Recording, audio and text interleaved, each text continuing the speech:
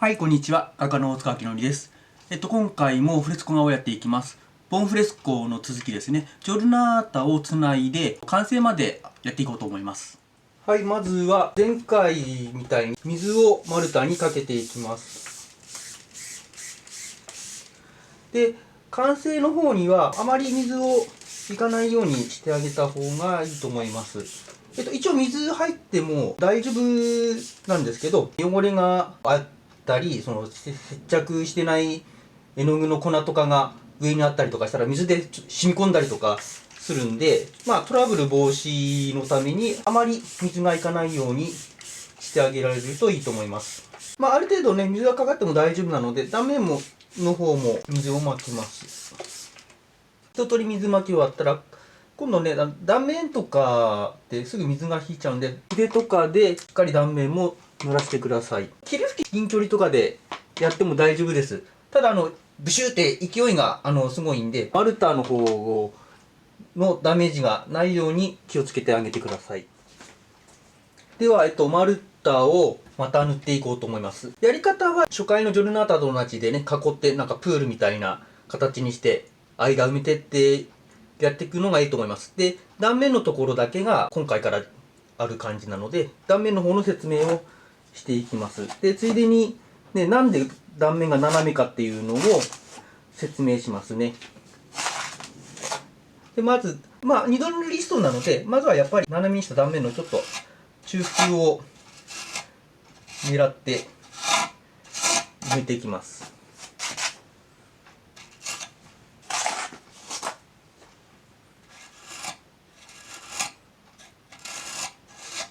断面にしっかり押し付けてくださいね。で、これ断面が垂直な面だと押し付けづらいんですよね。上から押し付けるために斜めの方がいいというのがあります。で、垂直な面だと押し付けたら上側に丸太がはみ出してきて、完成している画面側をちょっと汚しやすいっていうのがありますね。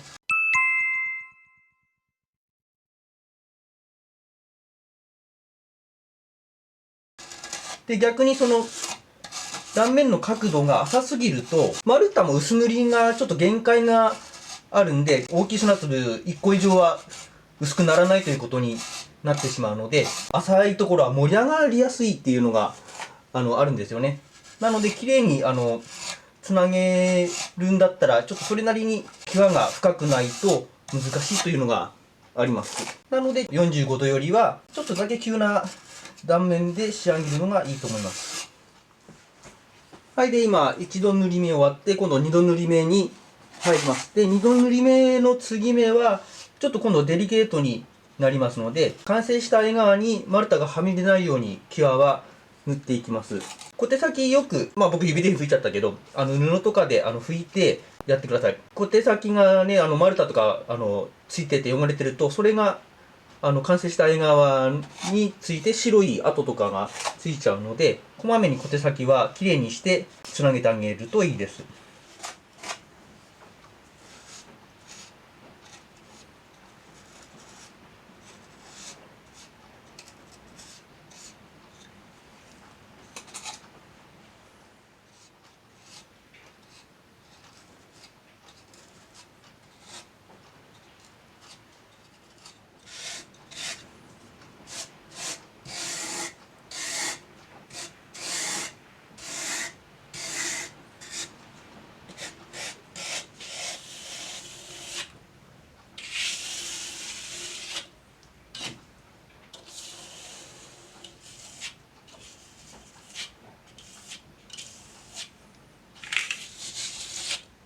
はい、二度塗り目終わって仕上げのこともしました。で、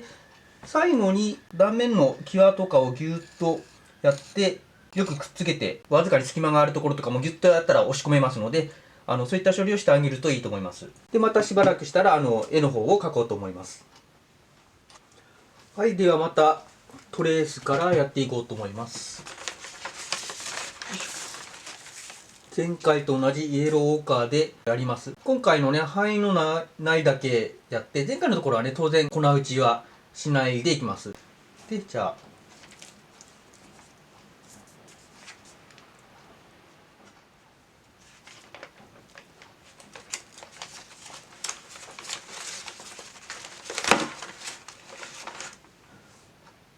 はい、では粉打ちの方が終わりました。で、また彩色の方に行こうと思います。で、前回もちょっと言ったように、色が乾いた色に戻るんで、前回の色と同じ色を塗るときは、絵の具取っといた方がいいっていうことなんですよね。ここ僕、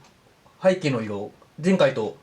のところで、ジョルナータがまたいじゃってるんですけど、とりあえず、前回の色とか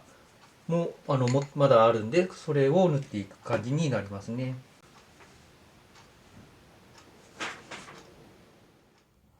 あと、赤色の絵の具とかにね、よくあるんですけど、結構、わかるかな水と混ぜようとすると、粉の方が浮いてきちゃって、あまり混ざりづらいやつがあるんですよね。そういった場合は、アルコール数滴とか、あと市販で分散剤とかって売ってるんで、そういったやつを、一滴とか混ぜてあげると、ふわっと溶けてくれるので、そういったものがあると便利だと思います。よいしょ。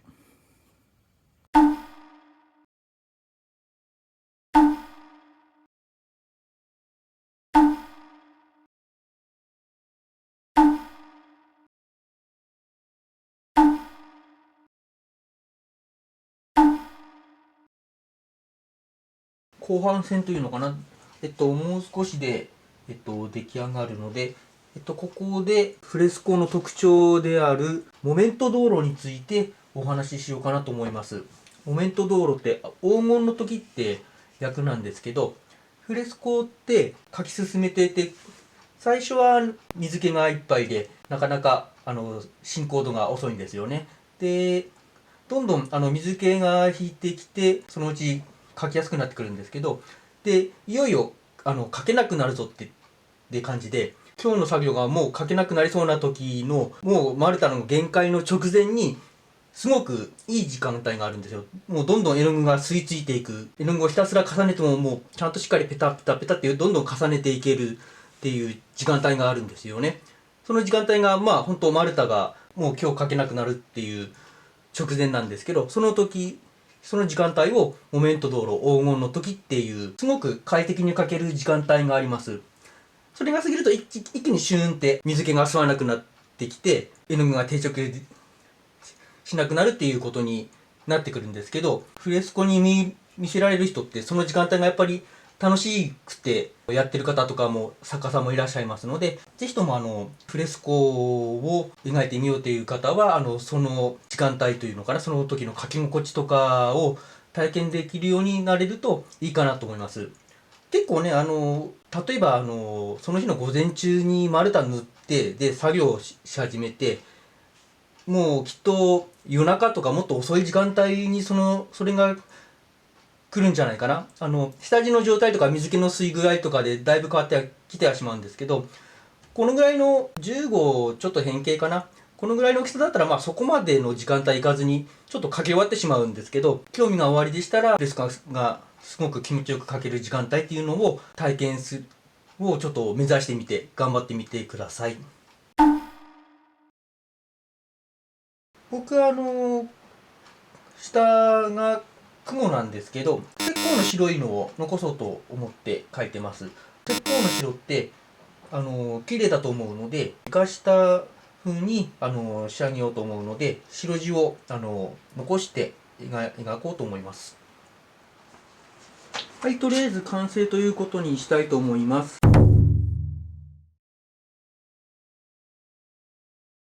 どうしてもね、これ乾いた後に描きたいっていう場合とかってあると思うんですよ。そういった場合は一応手段はあります。フレスコセッコっていうことになるんですけど、ボーンフレスコって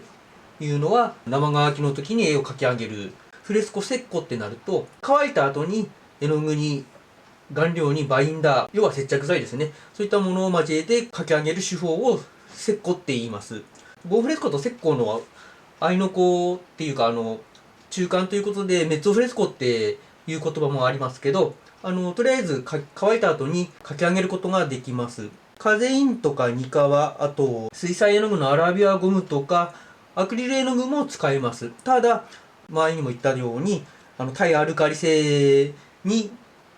限定するっていうことと、ニカワとかだったら、あまり厚塗りしすぎると、割れにつながっちゃうんですよね。ニカワの方が縮む、度合いが高いので、そこら辺の、リスクがあります。濡れ色から乾いた色に戻るっていうことで、ニカワかカゼインかが一番フレスコとしては使いやすいかなと思います。で、さっき言ったように、ニカワは割れるリスクがあるので、一番相性がいいのはカゼインということになります。マルタとのね、相性もカゼインはすごくいいので、石膏で書き進める方は、できればカゼインで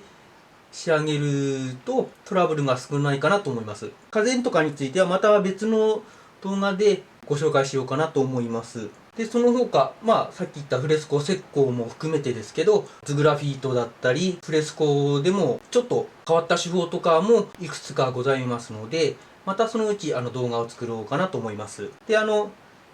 れてる壁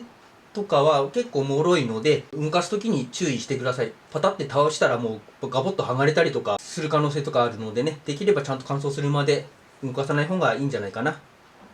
はい、では今回はこれまでになろうと思います。